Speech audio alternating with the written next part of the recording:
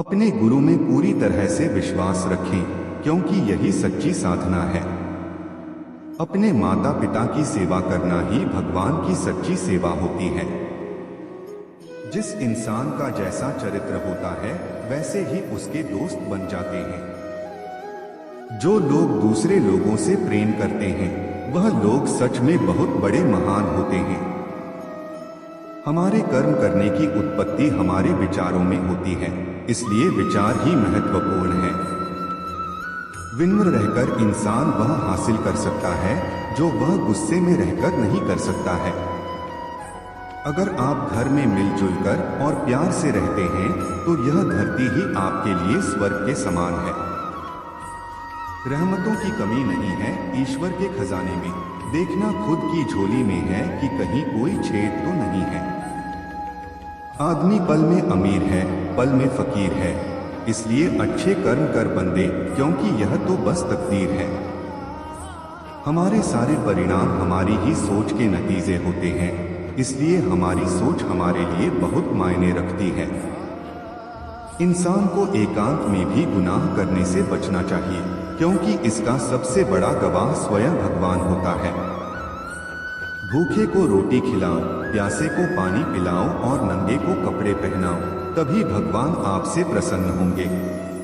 किसी भी मनुष्य की महत्ता उसके पहने हुए कपड़ों से नहीं होती है, बल्कि उसका आचरण कैसा है उससे होती है।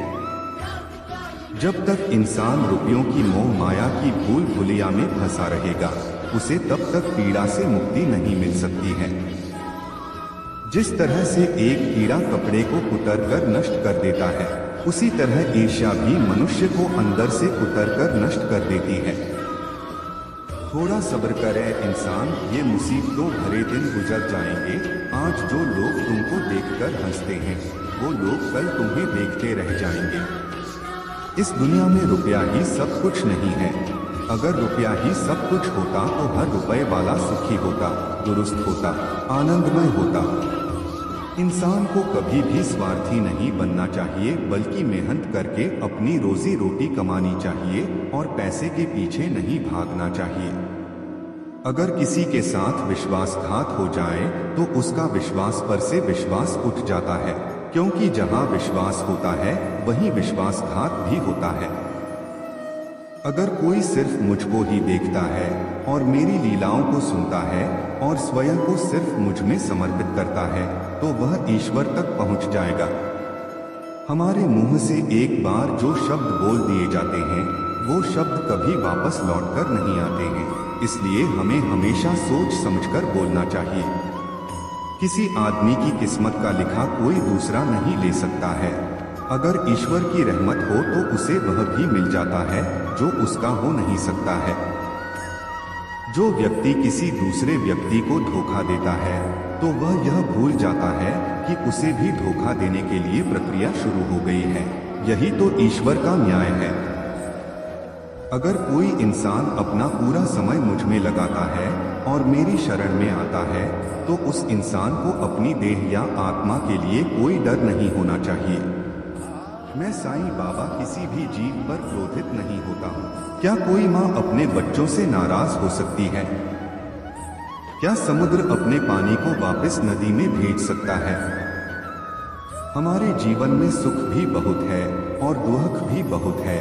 इस जिंदगी में लाभ भी है तो हानि भी बहुत है। क्या हुआ जो ईश्वर ने थोड़े गम दे दिए, उनकी हम पर मेहरबानियां भी तो बहुत है।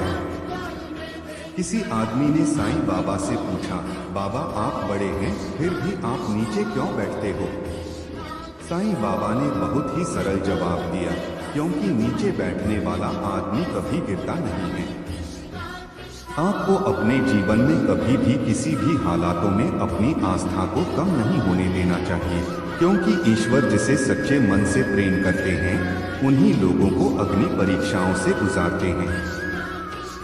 जो इंसान जैसा बोएगा वह वैसा ही काटेगा।